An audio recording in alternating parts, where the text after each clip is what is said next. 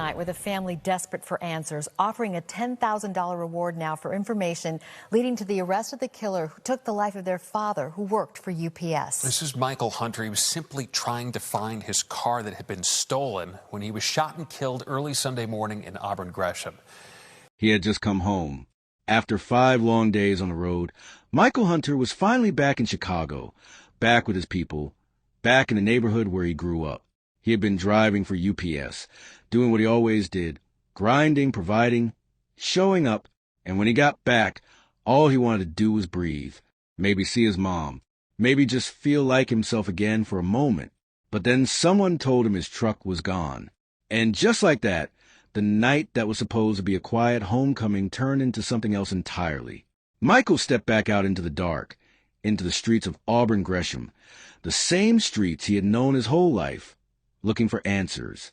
And somewhere between that moment and 12:29 in the morning, someone shot Michael Hunter in the head. He was found on the ground in the 8,000 block of South Hermitage Avenue. He was pronounced dead at the scene.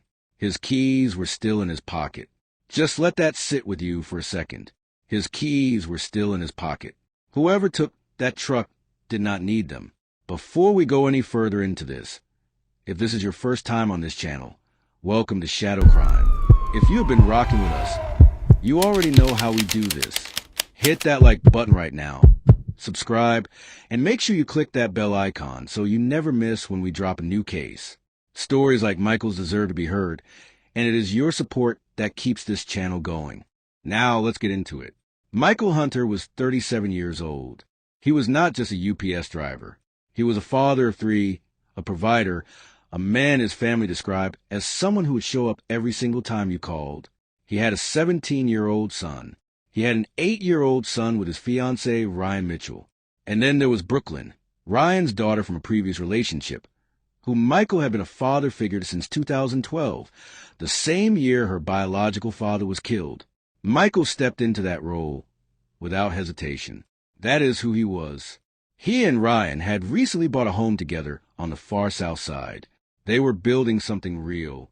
They were building a future.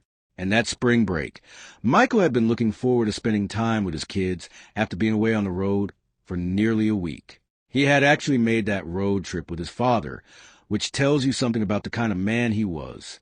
Even while working, he found ways to keep family close. When he finally came back to Chicago, he stopped by his mom's place in Auburn Gresham, the neighborhood where he grew up on 83rd Street and Hermitage Avenue. He was home. He was comfortable. He had no reason to think that night would be his last.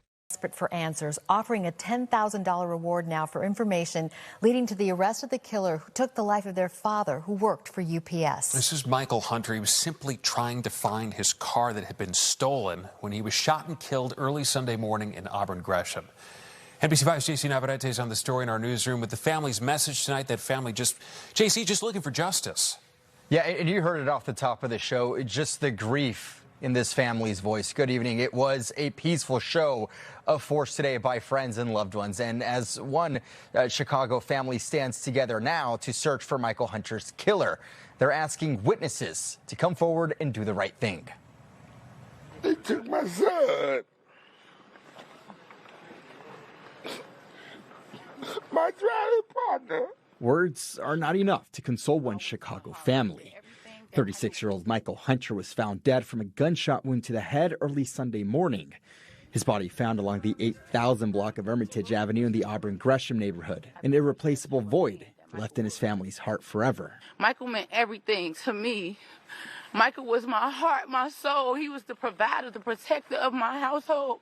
My son is fatherless. He was there for me. He was the father figure that I never got to enjoy. The pain, too much for Michael's father.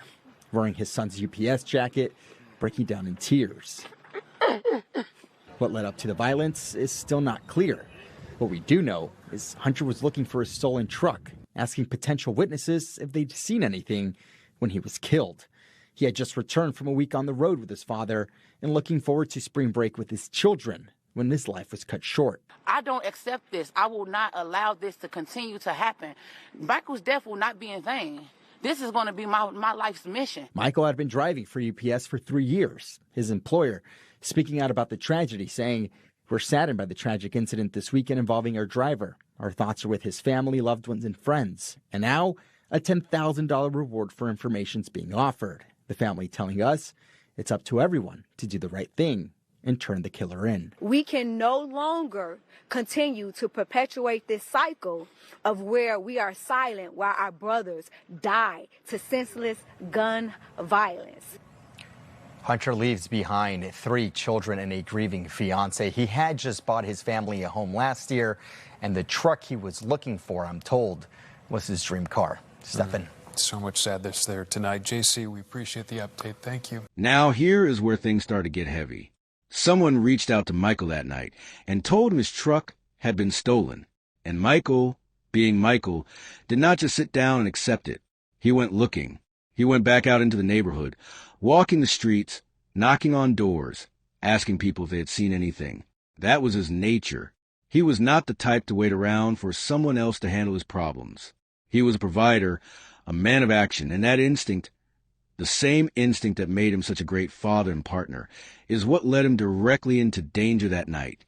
Now I need you to think about something here. His truck was a push-to-start vehicle.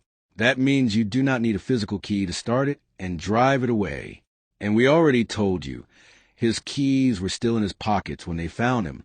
So whoever took that truck knew exactly what they were doing. This was not some random kid stumbling across an unlocked car. Somebody targeted that vehicle deliberately.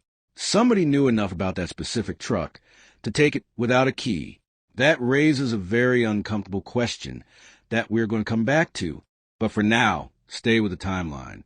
Michael is out there on foot in his old neighborhood, late at night, asking questions. And at 12:29 in the morning, officers responded to a call on the 8000 block of South Hermitage Avenue and found him lying on the ground with a gunshot wound to the head. The same block, the same streets he grew up on.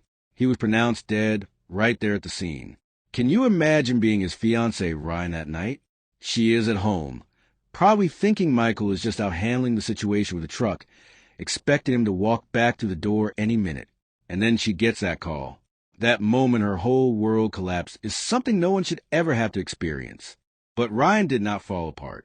And what she did next is one of the most heartbreaking and remarkable parts of this entire story.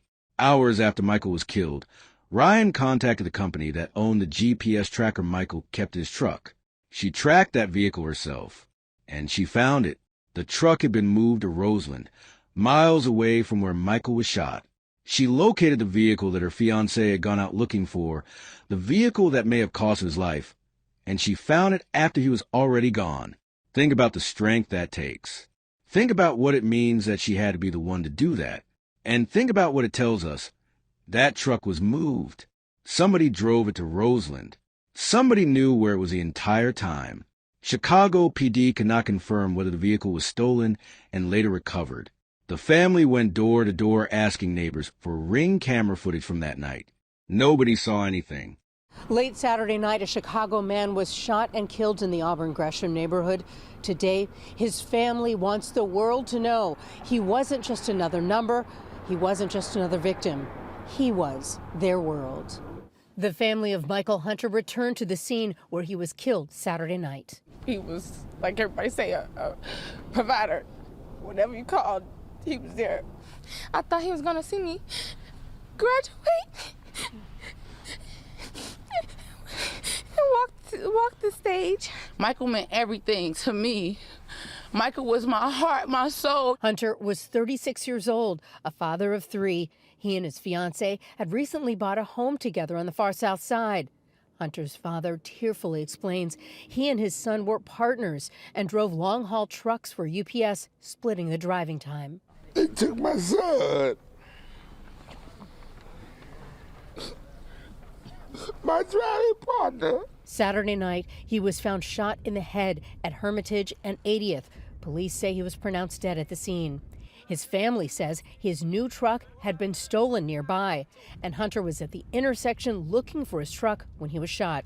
His family tells us they found the truck the next day, about 3 miles away. Today, the family put up flyers in the area asking people to step up with information and offering a $10,000 reward, leading to the arrest and conviction of the person responsible for the shooting. Look at the hurt, look at the pain that you've caused. This family does not deserve this. This family deserves justice. This is the Michael Hunter his family wants you to know. All smiles at an amusement park with his son, the dad who always put his family first. Please, I beg you, the city of Chicago, see this face. Know that he meant everything to us, and we are standing behind him, and we will not stop until justice is served. His family tells us Hunter was from the Auburn Gresham neighborhood and had many friends and family still here. In fact, on Saturday, they say he had just visited his mother, but later his truck went missing and he was found shot and killed.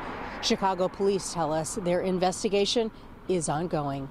Outside of the 6th District in the Auburn Gresham neighborhood, Leah Hope, ABC 7 Eyewitness News. Nobody saw anything. Or at least, nobody is saying they did. And that right there is one of the most painful parts of this whole story. Michael grew up in Auburn Gresham. These were his people, his streets, his community. And when his family went door to door looking for answers, looking for even a single clip of footage that could point them in the right direction, they came up empty. The Ring cameras were there. The neighbors were there, but the answers were not. His family did not stop there, though. They showed up at the scene on Tuesday, placing flyers with Michael's face on street poles and on neighbors' doors, demanding justice out loud. They are offering a $10,000 reward for any information that leads to an arrest and conviction. $10,000. That is how desperate and how determined this family is to get answers. That is how much Michael meant to the people who loved him. His sister, Tori O'Hearn, said it plainly. She said, Michael was a provider. She said, whenever you called, he was there. And that is the part that gets me every single time with cases like this. The people who get taken are so often the ones who were showing up for everybody else. The ones who were building something. The ones who had everything to live for. His stepdaughter, Brooklyn, said she thought he would see her graduate and walk the stage. Read that again. She thought he would be there. She was counting on it. And now she has to walk across that stage knowing he is gone, knowing that the man who stepped up for her when she lost a biological father was taken from her too. That is a level of loss that words honestly cannot fully capture. And his fiancée, Ryan, said Michael was her heart and her soul. They had just bought a home together. They were in the middle of building a life. And now she is left holding all of it alone. So let us talk about what we still do not know. Because there is a lot. Who told Michael his truck was stolen that night? Was that person genuinely trying to help him? Or did someone use that information to lure him outside? How was a push-to-start vehicle taken without a key? Who had the knowledge and the access to pull that off? And why was Michael, a man who was simply out asking questions in his own neighborhood, shot in the head? Was this about the truck? Was Michael seen as a threat because he was getting too close to whoever took it? Or was there something else going on entirely that night that we have not been told yet? Here is what I want you to sit with. A man came home after 5 days on the road. He stopped to see his mom. Someone told him his truck was gone. He went looking, and he never came back. His fiancée found the truck. Nobody found justice. Not yet, anyway. If you are in Chicago, if you know anything about what happened to Michael Hunter that night, please contact Chicago PD or reach out to the family's tip line. That $10,000 reward is real, and that family deserves answers. And if this story moved you the way it moved me, please make sure you're subscribed to Shadow Crime. Hit that like button, share this video, and click that bell so you never miss when we cover cases like this. These stories matter. These lives matter. And as long as you keep showing up, we will keep telling them. Rest easy, Michael. Your family is still fighting for you.